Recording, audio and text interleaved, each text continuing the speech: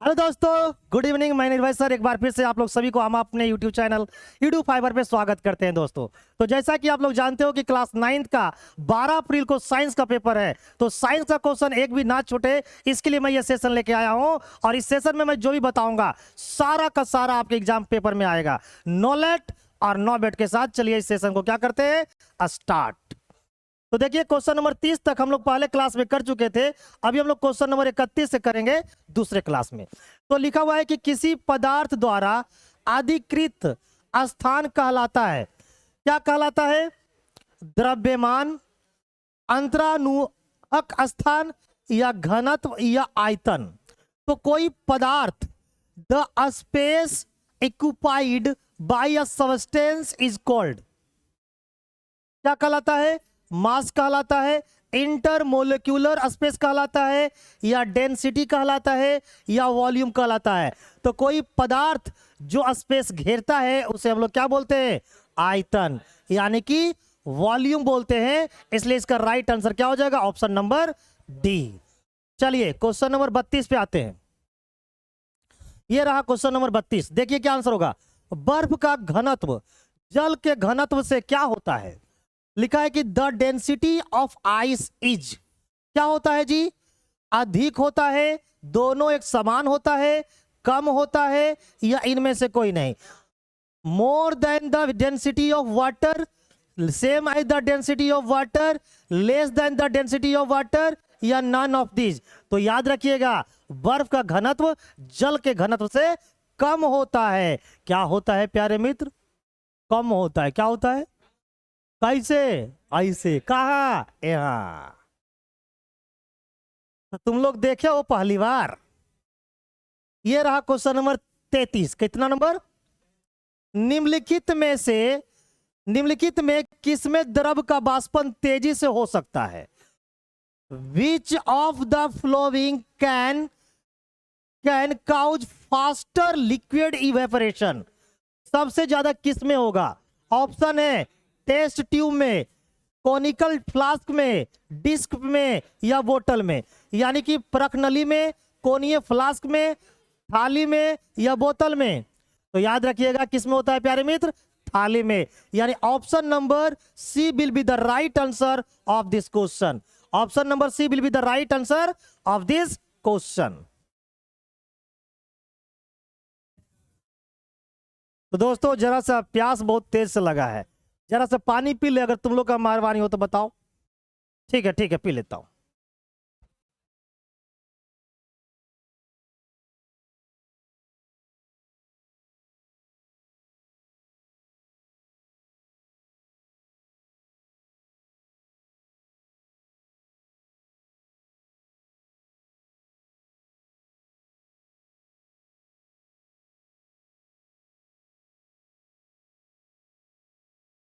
तो चलिए question number 34 का क्या बोला है कि कोलाइडी विलियन में कोलाइडी कण का आकार होता है, क्या होता है जी? 10⁻⁻6 centimetre, 10⁻⁻8 centimetre, 10⁻⁻3 centimetre, 10⁻⁻2 centimetre. The size of colloidal particle in colloidal solution is, क्या होता है? तो इसका राइट आंसर हो जाएगा ऑप्शन नंबर ए, 10⁻⁻6 सेंटीमीटर होता है। क्वेश्चन नंबर 35 पे आइए। ये रहा क्वेश्चन नंबर 35 और बताइए इसका आंसर क्या होगा। कहता है कि निम्नलिखित में कौन यौगिक है? Which of the following is compound. Compound के बारे में बताना, कौन यौगिक है? वायु, बारूद, जल, या sodium? Air, gun powder, water, या सोडियम? तो याद रखिएगा कंपाउंड कौन है? वाटर, यानी कि जल। इसलिए C will be the right answer of this question. Question number 36। परमाणु संख्या है, एटॉमिक नंबर इज, क्या होता है जी atomic number? Number of atoms, number of electrons, number of unit positive charge in the nucleus, या फिर ऑल ऑफ दिस? परमाणु की संख्या, इलेक्ट्रॉनों की संख्या, या नाभिक में इकाई धनावेश की संख्या, या इनमें से सभी? तो याद रखिएगा, जो प्रोटॉन होता है वो क्या होता है, परमाणु क्या होते हैं, परमाणु में क्या होता है, लिखा है परमाणु संख्या क्या है, तो याद रखिएगा नाभिक में इकाई धन आवेश की संख्या, यानी कि option number C will be the right answer of this question. बहुत लोग मार के आ जाएगा, जानते हो, नंबर ऑफ एटम्स, तो ये सब सोचना क्या है, गलत है। चलिए क्वेश्चन नंबर 37 पे आते हैं। लिखा है कि निम्नलिखित में कौन युग्म क्या है, समभारिक है, समभारिक है। समभारिक के क्या पहचान होता है, पहले हम बताते हैं। Which pair is the following is isobar. Isobar क्या होता है, तो आइसोबार में क्या होता है प्यारो मित्र, आइसोबार का हिंदी होता है समभारिक। क्या होता है, समभारिक। समभारिक किसको बोलते हैं, जिसका एलिमेंट क्या हो, एलिमेंट अलग अलग हो, एलिमेंट क्या हो, एलिमेंट डिफरेंट हो, बट जो एटॉमिक मास है क्या है, एटॉमिक जो मास है वो क्या होना चाहिए, सेम होना चाहिए।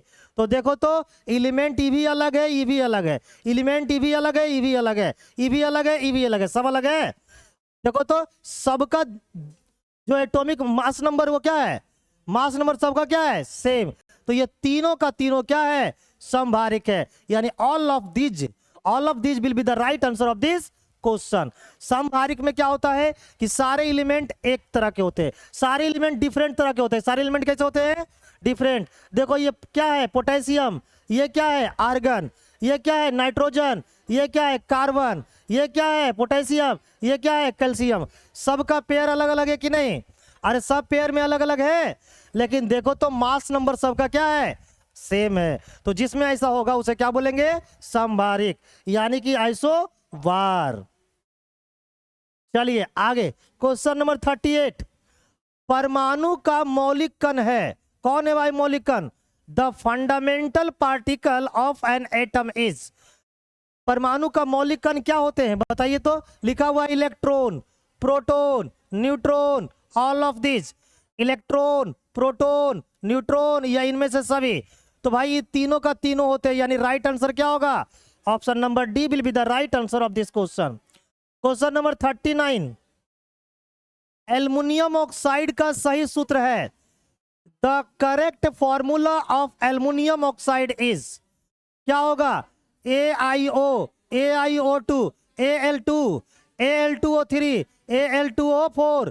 तो राइट आंसर होगा Al2O3, Al2O3, यानी कि C will be the right answer of this question. Question number 40 पे आइए। सिल्वर का संकेत क्या है, the symbol of silver is SI, AG, SI या फिर SG। तो क्या बोलते हैं, AG। नई नवेली जो दुल्हन आती है ना, वो बड़ा प्यार से अपने दूल्हा को बोलता है सुबह सुबह ऐसे, कैसे, ऐसे, कैसे, ऐसे, AG चाय पियेंगे, कैसे बोलते हैं, AG चाय पियेंगे। अब बताओ सुबह सुबह किसी इंसान को बोलोगे ऐसे तो क्या नकारेगा, बोलेगा ला दो यार, इतना प्यार से बोल रही है, पिला दो। तो राइट आंसर क्या होगा इसका, AG। क्या होगा, एक बार तुम लोग बोलो ना, AG। आय हाय। चलिए क्वेश्चन नंबर 41 पे आते हैं। निम्नलिखित में कौन त्रिबंधक तत्व है, त्रिबंधक तत्व के बारे में पूछा है। Which of the following is a tetravalent element. Tetravalent किसका होगा बताओ, जिसके लास्ट ऑर्बिट में जिसके वैलेंस इलेक्ट्रॉनों की संख्या कितनी होगी, 3 होगी। संयोजी इलेक्ट्रॉनों की संख्या जिसमें 3 होगी उसको बोलेंगे क्या है, ये टेट्रावायलेंट है। एक होता है टेट्रावायलेंट और एक होता है पेंटावायलेंट। तो टेट्रावायलेंट किसको बोलेंगे, जिसमें संयोजी इलेक्ट्रॉनों की संख्या 3 होगी, यानी जिसके लास्ट ऑर्बिट में इलेक्ट्रॉनों की संख्या कितनी होगी, 3 होगी। तो देखिए किस में होगी, ऑक्सीजन नहीं है, आर्गन भी नहीं है, कार्बन भी नहीं है, क्या है, नाइट्रोजन। क्या है मेरे दोस्त, नाइट्रोजन। तो ये हमारा क्या होना है चाहिए, टेट्रावायलेंट। क्या है ये, टेट्रावायलेंट। जिसकी वैलेंसी 3 होगी, जिसकी वैलेंसी 3 होगी उसे क्या बोलेंगे, टेट्रावायलेंट। और जिसकी वैलेंसी 5 होगी उसे क्या बोलेंगे, पेंटावायलेंट। ठीक है ना, आगे आइए।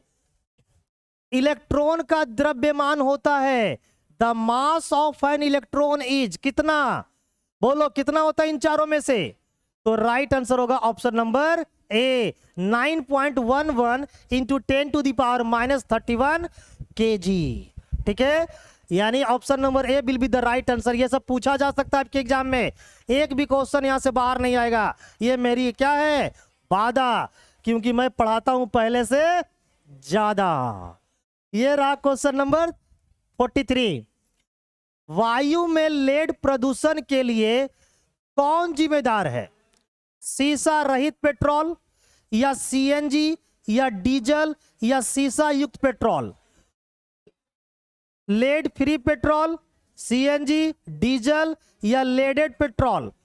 बोलो जी, which is responsible for lead full pollution in air? वायु में लेड प्रदूषण के लिए जिम्मेदार कौन है? तो याद रखना, इसका राइट आंसर हो जाएगा CNG. Option number B will be the right answer of this question. Yes, 44 पे आइए। निम्नलिखित गैसों में कौन अम्ल वर्षा के लिए उत्तरदायी है? Which of the flowing gases is responsible for acid rain? CO2, SO2, CO या हाइड्रोकार्बन? कौन सी गैस एसिड रेन के लिए जिम्मेदार है? तो आपका राइट आंसर होगा सर SO2। क्या होगा? SO2, यानी option number B will be the right answer of this question. Question number 45 कहता है कि कैथोड किरणों में क्या उपस्थित रहते हैं? कैथोड बोला, क्या बोला? कैथोड किरणों पर क्या उपस्थित होते हैं?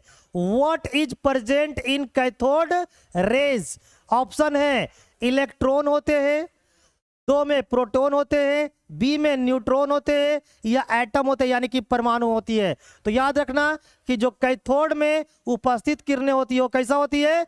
इलेक्ट्रॉन होती है, यानी option number A will be the right answer. चलिए मेरे भाई, मेरे दोस्त, मेरे चाहने वाले, क्वेश्चन नंबर 46 पे आते हैं और देखते हैं क्या इसका आंसर होने वाला है। निम्न में कौन अक्रिय गैस है? अक्रिय गैस बोला यानी कि इनर्ट गैस।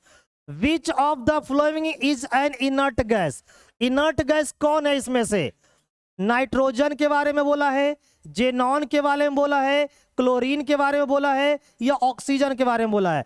तो याद रखिएगा, जेनॉन जो है वो एक क्या है? अक्रिय गैस है, यानी कि इनर्ट गैस है।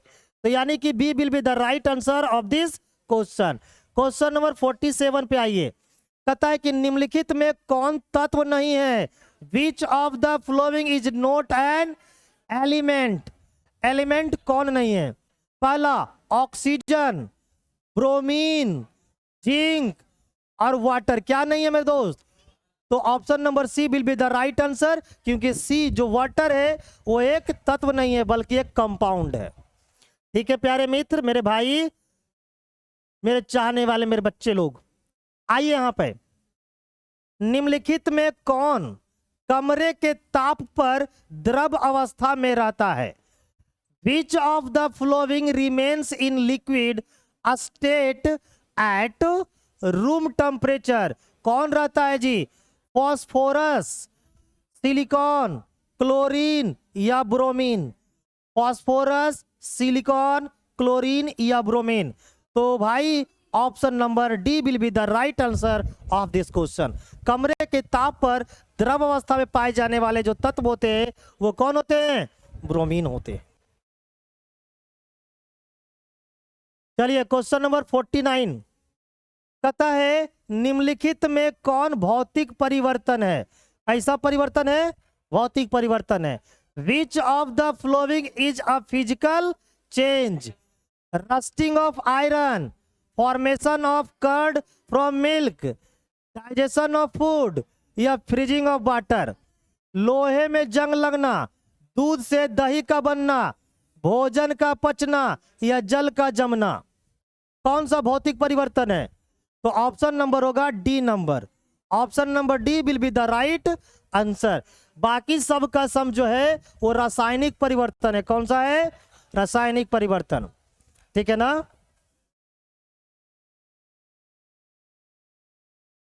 क्वेश्चन नंबर 50, मनुष्य के शरीर की सबसे लंबी कोशिका होती है, कौन सी कोशिका सबसे लंबी होती है? Longest cell of human body is cell of fingers, cell of leg, nerve cell या सेल ऑफ हैंड? उंगली की कोशिका, पैर की कोशिका, तंत्रिका कोशिका या हाथ की कोशिका? तो आपका राइट आंसर होगा तंत्रिका कोशिका, यानी कि C will be the right answer of this question. Question number 51, 51 बोला गया है कोशिका भित्ति होती है, यानी सेल वॉल होती है क्या? सेमी परमीबल, परमीबल या सेलेक्टिविटी परमेबल या ऑल ऑफ दिस? क्या होती है बताइए? यानी कि अर्ध पारगम्य होती है, पारगम्य होती है या चयनात्मक पारगम्य होती है या इनमें से सभी? क्या होगा राइट आंसर? तो याद रखिएगा जो सेल बॉल होता है वो सेमी परमीबल होता है, यानी अर्ध पारगम्य होती है, यानी कि option number A will be the right answer. Question number 52, रंगीन प्लास्टिक प्लास्टिक होते को कहते हैं, क्या कहलाते हैं? प्लास्टिक लिखा गया, प्लास्टिड होगा। रंगीन प्लास्टिड को कहते हैं, क्या कहते हैं भाई? कलर्ड प्लास्टिड इज कोल्ड, क्या कहलाता है? लिकोप्लास्ट, क्लोरोप्लास्ट या क्रोमोप्लास्ट या नन ऑफ दिस? तो राइट आंसर हो जाएगा इसका option number C, C number chromoplast. क्या हो जाएगा? क्रोमोप्लास्ट। ऐसे अगर बी भी सही है, ऐसे क्या करोगे तो बी भी सही है। अगर ऑप्शन यहां पर ए ऑप्शन अगर यहां देता B and C both, B and C both, तो हम इसको मारते। अगर बी एंड सी बोथ नहीं दिया हुआ है तो किसको मारेंगे? क्रोमोप्लास्ट को, यानी कि option number C will be the right answer. Question number 53, gene बने होते हैं, genes are made up of, किसका होता है जी? सेगमेंट ऑफ डीएनए, है ना, माइटोकॉन्ड्रिया, लाइसोसोम्स या क्रोमैटिन थ्रेड्स? किसकी बनी होती है? डीएनए के खंड से, माइटोकॉन्ड्रिया से, लाइसोसोम से या क्रोमैटिन धागों से? तो याद कीजिएगा जो जीएनए बना होता है वो डीएनए के खंड से बने होते हैं, यानी option number A will be the right answer. चलिए बहुत बढ़िया, बहुत लोग का जवाब सही आ रहा है मेरे भाई, और आप लोग का जितना सही होता है ना लिख कर कमेंट बॉक्स में टाइप करके जरूर बताइएगा कि सर आपने इतना क्वेश्चन करवाया था और मेरा इतना सही चल रहा है ना। जिसका ज्यादा मैक्सिमम ज्यादा सही हो रहा होगा मैं समझूंगा वैसे बच्चे की तैयारी बहुत ज्यादा अच्छा चल रहा है। चलिए क्वेश्चन नंबर 54 पे आते हैं। कहता है कि बोन इज, अस्थि क्या है? एपिथेलियल टिश्यू है या कनेक्टिव टिश्यू है या मस्कुलर टिश्यू है या नर्वस टिश्यू है? यानी एपिथेलियमी उत्तक है, संयोजी उत्तक है, पेशिक उत्तक है या तंत्रिका उत्तक है? तो आपको याद होना चाहिए बोन कैसी होती है। बोन जो है वो एक कनेक्टिव टिश्यू है, यानी कि संयोजी उत्तक है, यानी कि B will be the right answer. Yes, question number 55 पे आइए। पौधे की लंबाई किस उत्तक द्वारा बढ़ती है? By which tissue is the length of plant increases? किस उत्तक के द्वारा पौधे की लंबाई बढ़ती है? पहला lateral meristematic tissue, apical meristematic tissue या इंटरक्लेरी मेरिस्टेमेटिक टिश्यू या प्रिनकाइमा? प्रेनकाइमा क्या होगा आंसर? तो इसका राइट आंसर हो जाएगा, पहले देखते हैं, पार्श्व बिभज्योतक उत्तक, शीर्षक तक बिभज्योतक उत्तक या अंतर्वेशी बिभज्योतक उत्तक या मृदु उत्तक? किसके द्वारा पौधे की लंबाई बढ़ती है? तो पौधे की लंबाई बढ़ती है एपिकल मेरिस्टेमेटिक टिश्यू के द्वारा, है ना, यानी option number B will be the right answer. Question number 56, रक्त कोशिकाएं बनी होती है, रक्त की जो कोशिकाएं होती है वो बनी होती है किसकी? Yellow bone marrow, red bone marrow, cartilage की, या ऑल ऑफ दीज की? Blood cells are formed in पीला अस्थि मज्जा में, लाल अस्थि मज्जा में, या उपास्थि में, या इनमें से सभी में? तो ब्लड सेल्स जो होते हैं वो कहां बनते हैं? तो ब्लड सेल्स किस में बनेगा? जिसमें ब्लड बनेगा। और ब्लड किसमें बनती है? हमारी ब्लड किसमें बनती है? रेड बोन मैरो में। तो इसका राइट आंसर क्या होगा? लाल अस्थि मज्जा, यानी option number B will be the right answer of this question. Question number 57, निम्नलिखित में कौन बहुकोशिकीय जीव है? Which of the following is a multicellular organisms? Amoeba, euglena, spirogyra, chlamydomonas? क्या आंसर होगा? Amoeba, euglena, spirogyra, chlamydomonas? तो इसका राइट आंसर हो जाएगा ऑप्शन नंबर सी, अस्पायरोगायरा। एक क्या है? बहुकोशिकीय जीव है, यानी कि C will be the right answer of this question. Question number 58, निम्नलिखित में कौन शीतल रक्तीय प्राणी है? Which of the following is a cold blooded animal? Cold blooded animal कौन होता है? मेढक, चूहा, कबूतर, मनुष्य, यानी कि फ्रॉग, रैट, पिजन, ह्यूमन? कौन सा राइट आंसर इसका है? तो इसका राइट आंसर है ऑप्शन नंबर ए, यानी जो फ्रॉग होती है ना वो कोल्ड ब्लडेड एनिमल है। क्वेश्चन नंबर 59 कहता है कि निम्न में से कौन पुष्पीय पौधा है? पुष्पीय पौधा कौन है? Which of the following is a flowering plants? Flowering plant कौन है? पला, मोन्स, फर्न, एंजियोस्पर्म, या लाइकेन? मोन्स, फर्न, एंजियोस्पर्म, या लाइकेन? तो इसका राइट आंसर होगा एंजियोस्पर्म, यानी एंजियोस्पर्म जो है एक पुष्पीय पौधा है, यानी कि फ्लावरिंग प्लांट है। क्वेश्चन नंबर 60, भारत में हरित क्रांति के लिए सबसे मुख्य कारण क्या है? भारत में जो हरित क्रांति को लाया गया उसका सबसे मुख्य कारण क्या है? What is the main reason for green revolution in India? Green revolution का क्या कारण है? पहला है कि पीड़कनाशी का न्याय संगत उपयोग, सिंचाई की उचित व्यवस्था, या खेती योग्य भूमि के क्षेत्रफल में विस्तार, या समुन्नत बीजों का उपयोग, यानी कि वाइज यूज ऑफ पेस्टिसाइड्स, या प्रॉपर एग्रीकेशन, या expansion in the area of cultivable land, या यूज ऑफ इम्प्रूव्ड सीड्स? क्या रीजन है भारत में हरित क्रांति आने का? तो भारत में हरित क्रांति आने का मेन रीजन क्या है? प्रॉपर एग्रीगेशन, यानी सिंचाई की उचित व्यवस्था।